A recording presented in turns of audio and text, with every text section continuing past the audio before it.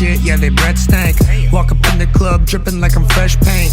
I can see through the facade like an... What's going on, fight fans? It's another great day when you love MMA. Welcome back to Matty Fight Talk. So first things first, we got some really big fight announcements that have been released over media platforms and sources that I go to. Most of these fights are going down in the UFC, and it's going to be in the months to come, going all the way into 2023. And I will be doing videos of fight breakdowns for these fights on whatever fight card they fall on. But first big one that I want to go over, we got Kelvin Gaslum taking on Nazardine Imavov. Now this fight, that's a banger. That's a big step up for Imavov, and that's a really good fight for Kelvin Gaslum to prove that he's still at the top of the list, that he's a dog, that he's not to be fucked with. This is going to be a big matchup. Now Imavov, if you guys haven't seen this guy fight, he's a big dude. He's 6'3", really knows how to use his distance, really knows how to use his range. Just came off of a win over Joaquin Buckley. Kelvin Gaslum's going to be hungry in this fight. He's going to be trying to bounce back and show that he is a top contender still. So I like this fight.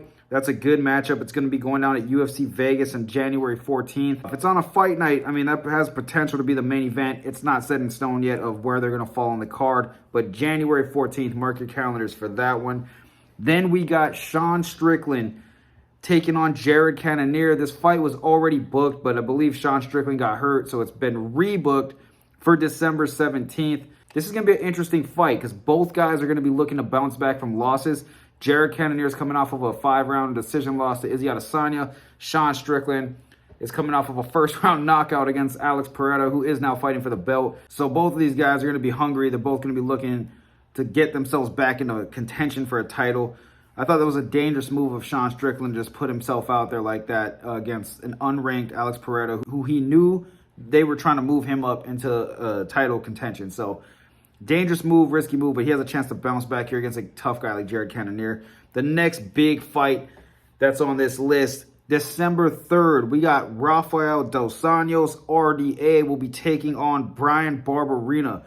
This is going to be a good fight. It's going to be an interesting fight because Barberena is a stand-up fucking banger, and then we got RDA, who's really, really well-rounded and a former champion. He had a tough fight against Rafael Fiziev, where he got finished late in the fight. I think in the 4th or 5th round he got finished. And then Bryan Barberena's coming off of a knockout, which is crazy to say, over Robbie Lawler, who that's a tough guy to knock out. So that's going to be an interesting matchup. December 3rd, RDA versus Barberena. Mark your calendars for that one. And then we got Brad Tavares taking on Robocop, Gregory Rodriguez. Now this fight's set for UFC 283. That's going to be going down January 21st. That's a good fight. I like this fight. Brad Tavares, you know, he's been kind of in a weird zone where he'll win some, he'll lose some, but he's looking to put a beating on Gregory Rodriguez, who is not an easy guy to put a beating on.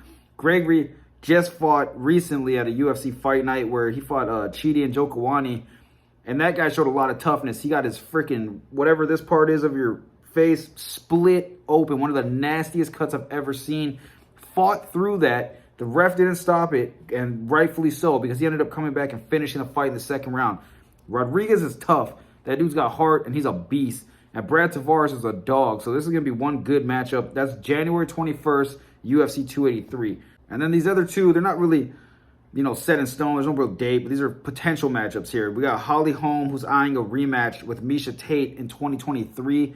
They're potentially going to make that happen. Those are two older women, two veterans of the sport, and I feel like that's something that we want to see as fight fans. The first fight was really good, and it was for a title. So now, you know, they're a little bit older. They both had some time in between. So we'll see how that rematch goes. And then we got Darren Till, who's been kind of hinting at a fight with Bo Nickel, saying that he wants to smash this dude's face in. Bo Nickel just won a big fight on the Dana White Contender Series. So he just got signed to the UFC. If I'm Bo Nickel, he's over here trying to call out Khamzat Chimaev.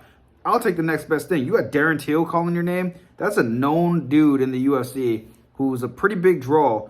I would be asking for that fight right away. If you can't get Khamzat, you might as well take out Till or attempt to take out Till. That's a big money fight for your first UFC fight. I would definitely be asking for that. And now the return of Jon Jones and the return of Conor McGregor. When are these motherfuckers going to come back and fight? Now, Conor McGregor, he broke his leg, so that's understandable. He's had a long layoff. But the man needs to step down in competition. I feel like Conor McGregor's been doing too much.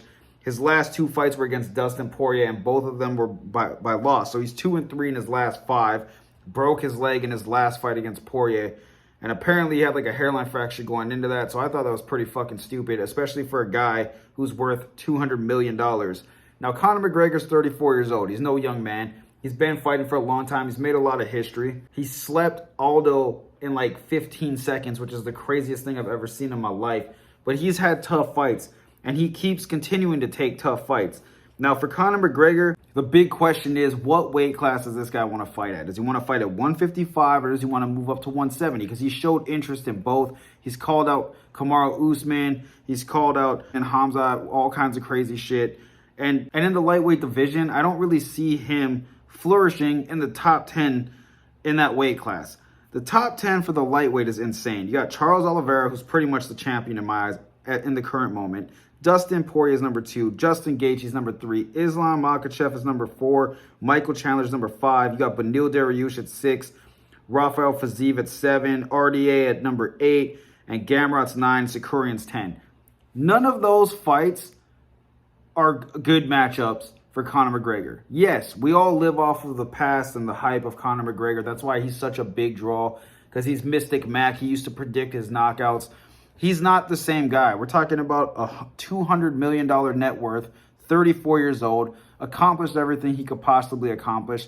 If he's really trying to get back in the fight game, I mean, yeah, you want to make money, but at the same time, you want to get a win. You want to be able to win against one of these guys.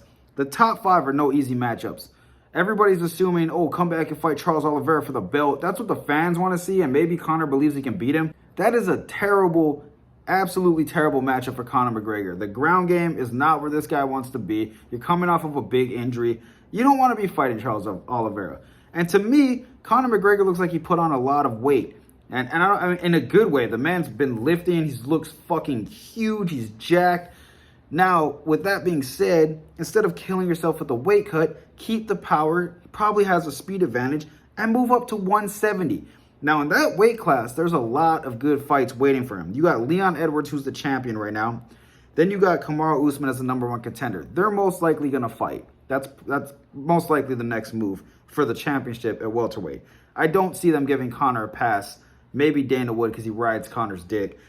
Colby Covington's number 2, Hamzat's number 3. And realistically, if Hamzat stays at 170, if they allow him to, that's probably going to be the next move for the next #1 contender. Then you got Gilbert Burns at 4.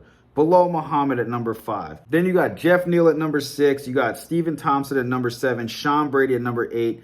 Jorge Masvidal at number 9. And Vicente Luque at number 10. If I'm Conor McGregor, realistically, as a fighter, not as the rich man and the fucking hype train, dude, you want to come back against a guy who's going to stand and bang with you. You don't have to worry about takedowns, or deal with it too much. I'm looking at Jeff Neal as a fight. I feel like that would be a really good matchup, Conor McGregor versus Jeff Neal. And you guys can hit me in the comments and hate all you want, or give me your matchups. I want to see what you guys think. But Jeff Neal is a big fight. Maybe not the biggest name compared to Conor McGregor. That's a big fight. Now, if you really want to go big name versus big name, I'm looking at that Jorge Masvidal fight. That's a big fight as well for Conor McGregor. Both guys are coming off of losses. Both guys are good strikers. That would be extremely entertaining. I would be looking at Masvidal, Thompson, and I'd be looking at Jeff Neal. I would not be looking to fight Gilbert Burns or Bilal Muhammad if I'm Conor McGregor coming off of an injury. But those other guys, that's good matchups, particularly Jorge Masvidal. So that's who I want to see. I want to see Masvidal versus McGregor when McGregor returns to fight in the ring. Let me know in the comments who you guys got. Now for the return of Jon Jones, the GOAT, the great one. This guy is probably the greatest UFC fighter to ever step in the octagon. He's the youngest champ ever. He won the belt when he was 23 years old. I remember watching this guy when I was in high school, when I was really young, watching this young man absolutely demolish grown men. He set the standard for fighters. Him and Rory McDonald were like the 2 youngest UFC fighters I personally have ever seen who were dominating in their divisions. It was crazy. Jon Jones has been on a little bit of a hiatus. He's taken a long break. The last time he fought, I believe, was in February 8th of 2020. So we're in September of 2022, and Supposedly, Jon Jones is coming back to fight Stipe Miocic at UFC 282 December 10th. Now, that's almost a 3-year layoff. Now, granted, Jon Jones has been doing the smart move. He's a very gifted fighter, very intelligent, very smart when he game plans for people. So he's turning his body into a heavyweight. He's making the adjustments he needs to. But as far as skill set goes, he is outstanding. Great wrestler, great striker, great in the clinch. What more could you ask for? That guy presents all kinds of problems, and people hating on Jon Jones and hoping on his downfall, you guys are idiots. Now, if you're new to the UFC game or you're new to the MMA world, say you joined in you started watching the UFC in the mid 2020. You don't really know Jon Jones. You see highlights. That's different. This guy is one of those guys who puts his opponent's game plan. He'll take that game plan and use it against them. You want to grapple? We're going to grapple. You want to strike? We're going to strike, but I'm going to strike better than you. You want to fight in the clinch? We're going to fight in the clinch, but I'm going to fucking outwork you, and I'm going to land elbows and knees more than you are. This guy's a dog. Jon Jones is one of the greatest to ever do it. He's on an 18-fight win streak. That's crazy. The dude's record is ridiculous. He's 26-1. His only loss was a no contest in a fight where he was dominating, and I believe it was like a downward elbow, the 6 to midnight or whatever, 12 to 6. He hit somebody with a downward elbow, an illegal strike. They stopped the fight. They gave him a loss. So realistically, the man is actually 27-0. Because if that fight went any further, he was either going to knock that dude out or he was going to finish with a victory. So in my eyes, the dude's 27-0. 10 KOs, 6 submissions, well-rounded. Like I said, he's tapped people out. He's knocked people out. He's been through wars. Jon Jones has seen it all. This man should be fighting Francis Ngannou. Straight up. Now, I think he doesn't want to do that because Ngannou's a beast. He's a big man. Maybe he wants to get his feet wet in the division, so they're giving him Stipe Miocic. Now, if I'm Stipe, I'm fucking furious, all right? I'm not taking a guy like Jon Jones. The only thing you have in your favor for Stipe is you can put on some weight to match the weight because Jon Jones, I believe, is getting to the limit of a heavyweight. He's at 260 right now. It's insane. He's huge. Very strong, very gifted. Now, Stipe is very, very good at fighting as well, and he was one of the best champions at heavyweight. Now, I'm using that accolade to try to get my ass a title shot again. You're 1-1 with Francis Ngannou. I don't know if he wants to fight Ngannou, but I would be saying, you got to get me a title shot. I was one of the best heavyweight champions this division's ever seen. Where I run into problems with this matchup is I know every fight is different. No one fight is the same as another. You can't take this fight compared to this fight, and because they had similar opponents, this will happen. I tend to do that.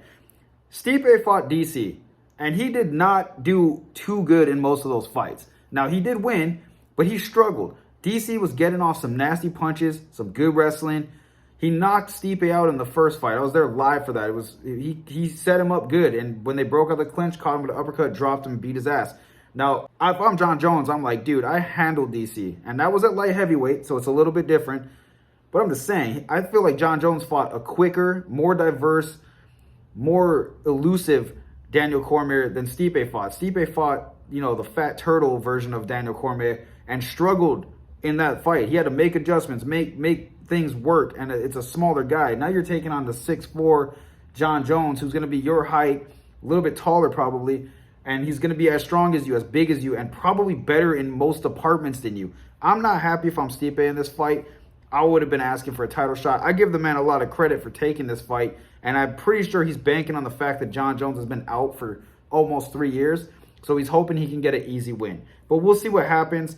I'm excited for the return of these fighters. I can't wait for them to come back. Conor McGregor, I hope he picks the right fight. I love that guy. He's very entertaining. I don't like to see him lose because he thinks he's on the championship level when he hasn't been working like how he used to be. So hit me in the comments, guys. Let me know what you guys think. Don't forget to hit the bell icon to be notified when I drop more content. Like, subscribe, and I'll see you guys on the next one. Haters talking shit, yeah, they breath stank. Walk up in the club dripping like I'm fresh paint. I can see through the facade like an